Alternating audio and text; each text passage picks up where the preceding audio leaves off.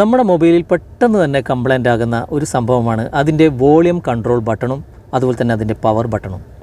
ഇതുകൂടാതെ ഒരുപാട് ബട്ടൺസുകൾ നമ്മുടെ മൊബൈലിൽ തന്നെ ഉണ്ട്. അതുപോലെ തന്നെ മൊബൈലിൽ നമ്മൾ ഡിസ്പ്ലേ തന്നെ നമുക്ക് കാണാം താഴെ ഹോം ബട്ടൺ, അതുപോലെ തന്നെ ബാക്ക് ബട്ടൺ, റീസെൻറ്റ് ബട്ടൺ ഒക്കെ ഉണ്ട്. എന്നാൽ ഇതൊന്നും തന്നെ നമ്മുടെ മൊബൈലിൽ ഒരിക്കലും കംപ്ലൈൻ്റ് ആകാതിരിക്കാനുള്ള ഒരു സെറ്റിങ്സ് നമ്മുടെ മൊബൈലിലുണ്ട്. ഇന്നത്തെ വീഡിയോ അതിനെക്കുറിച്ചാണ്. തീർച്ചയായിട്ടും നിങ്ങൾ വീഡിയോ മുഴുവനായിട്ട് കാണുക, എന്നിട്ട് അഭിപ്രായം അറിയിക്കുക.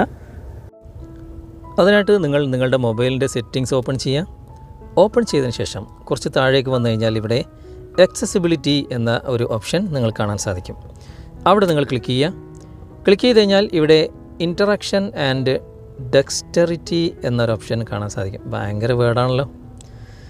ഇൻറ്ററാക്ഷൻ ആൻഡ് ഡെക്സ്റ്ററിറ്റി എന്ന ഈ ഒരു ഓപ്ഷൻ ഇവിടെ നിങ്ങൾ ക്ലിക്ക് ചെയ്ത് കഴിഞ്ഞാൽ ഇവിടെ നിങ്ങൾക്കൊരു അസിസ്റ്റൻറ്റ് മെനു എന്നൊരു ഓപ്ഷൻ നിങ്ങൾക്ക് കാണാൻ സാധിക്കും. ഇനി നിങ്ങളുടെ മൊബൈലിൽ ഇത് കണ്ടെത്താൻ സാധിക്കുന്നില്ല എങ്കിൽ നിങ്ങൾ നേരെ ബാക്ക് വരിക.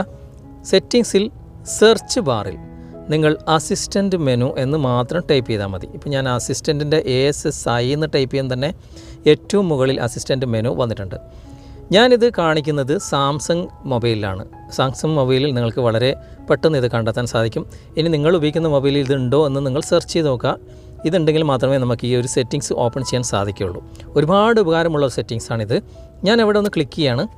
ക്ലിക്ക് ചെയ്ത് കഴിഞ്ഞാൽ ഇതാ നേരത്തെ കണ്ട അതേ അസിസ്റ്റൻറ്റ് മെനു ഇവിടെ വന്നിട്ടുണ്ട്. ഈ ഭാഗം നിങ്ങളൊന്ന് ഓപ്പൺ ചെയ്യുക. ഓപ്പൺ ചെയ്ത് കഴിഞ്ഞാൽ ഇവിടെ ഒരു പെർമിഷൻ അലോ ചെയ്യേണ്ടതായിട്ടുണ്ട്. അലോ ചെയ്ത് കൊടുക്കുക. ഇങ്ങനെ അലോ ചെയ്യുമ്പോൾ നിങ്ങൾക്കിവിടെ കാണാൻ സാധിക്കും ഇങ്ങനെ ഒരു ഐക്കൺ. ഇപ്പം ബാക്ക് വന്നു കഴിഞ്ഞാലും ഒക്കെ നിങ്ങൾക്ക് ഈ ഒരു ഐക്കൺ എവിടെ വേണമെങ്കിലും കൊണ്ടുവെക്കാം. ഈ ഐക്കണിലാണ് നമുക്ക് ഈ കാണുന്ന ബട്ടൺസുകളൊക്കെ നമുക്ക് സെറ്റ് ചെയ്യാൻ സാധിക്കുക. നമുക്ക് ജസ്റ്റ് ഒന്ന് പ്രസ് ചെയ്യാം.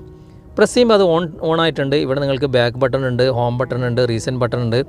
അതുപോലെ തന്നെ സ്ക്രീൻ ഓഫ് ഓണൊക്കെ ചെയ്യാൻ സാധിക്കും. വോളിയം നിങ്ങൾ കൺട്രോൾ ചെയ്യാൻ സാധിക്കും. സ്ക്രീൻ ഷോട്ട് എടുക്കാനും ഇതിൽ നിങ്ങൾക്ക് ഉപകാരപ്പെടും. ഇനി നിങ്ങൾക്ക് ഇങ്ങോട്ടേക്ക് സ്വൈപ്പ് ചെയ്ത് കഴിഞ്ഞാൽ നിങ്ങൾക്കിവിടെ കാണാൻ സാധിക്കും നോട്ടിഫിക്കേഷൻ പാനൽ. നിങ്ങൾക്ക് ഇതിൽ തന്നെ സെർച്ച് ചെയ്യാം. അതുപോലെ പിഞ്ച് സൂം എന്നുള്ള നിങ്ങളുടെ 2 വിരൽ ഉപയോഗിച്ച് നിങ്ങൾക്ക് സൂം ഔട്ടും സൂം ഇന്നും ചെയ്യാൻ സാധിക്കും. അതുപോലെ തന്നെ പവർ ഓഫ് മെനു, നിങ്ങൾക്ക് പവർ ഓഫ് ചെയ്യാം, ഓൺ ചെയ്യാം. അതിനുള്ള മെനു നിങ്ങൾക്കിവിടെയുണ്ട്.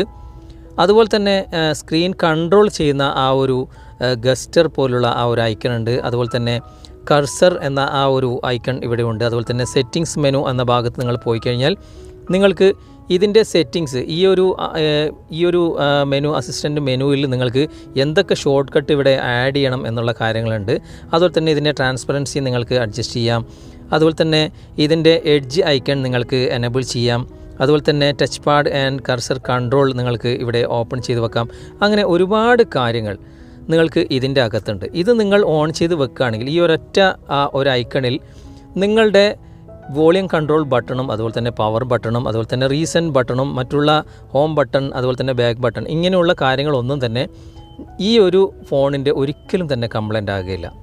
വളരെ ഉപകാരപ്രദമായിട്ടുള്ള, ഇനി നിങ്ങളുടെ മൊബൈലിൽ ഇത് കംപ്ലൈൻ്റ് ആയിട്ടുണ്ടെങ്കിലും നിങ്ങൾക്കിത് ഉപകാരപ്പെടും. കാരണം കംപ്ലൈൻ്റ് ആയ മൊബൈലിലും നമുക്ക് ഈ സ്വിച്ച് ഒന്നും വർക്ക് ചെയ്യുന്നില്ലല്ലോ. എന്നാലും ഈ ഒരു സംഭവം നിങ്ങളുടെ മൊബൈൽ ഓൺ ചെയ്ത് വെച്ച് കഴിഞ്ഞാൽ നിങ്ങൾക്കിത് തീർച്ചയായിട്ടും ഇങ്ങനെയുള്ള കാര്യങ്ങളൊക്കെ വളരെ ഈസി ആയിട്ട് ചെയ്യാൻ സാധിക്കുകയും ചെയ്യും. വീഡിയോ നിങ്ങൾക്ക് ഉപകാരമായി എന്ന് തോന്നുന്നുണ്ടെങ്കിൽ നിങ്ങളുടെ കൂട്ടുകാരിലേക്കും വീഡിയോ ഷെയർ ചെയ്തെത്തിക്കുക. അതുപോലെ തന്നെ വീഡിയോയെക്കുറിച്ചുള്ള അഭിപ്രായങ്ങളും നിർദ്ദേശങ്ങളും നിങ്ങൾ കമൻറ്റായി രേഖപ്പെടുത്തുക. വീഡിയോ ഇഷ്ടമായിട്ടുണ്ടെങ്കിൽ ലൈക്ക് ചെയ്യാനും കമൻറ്റ് ചെയ്യാനും മറക്കരുത്. ഈ ചാനൽ നിങ്ങൾ ഇതുവരെ സബ്സ്ക്രൈബ് ചെയ്തിട്ടില്ലെങ്കിൽ സബ്സ്ക്രൈബ് ചെയ്യുക. അടുത്ത നല്ലൊരു വീഡിയോയുമായി അടുത്ത അവസരത്തിൽ നമുക്ക് വീണ്ടും കണ്ടുമുട്ടാം. Thanks for watching. Bye.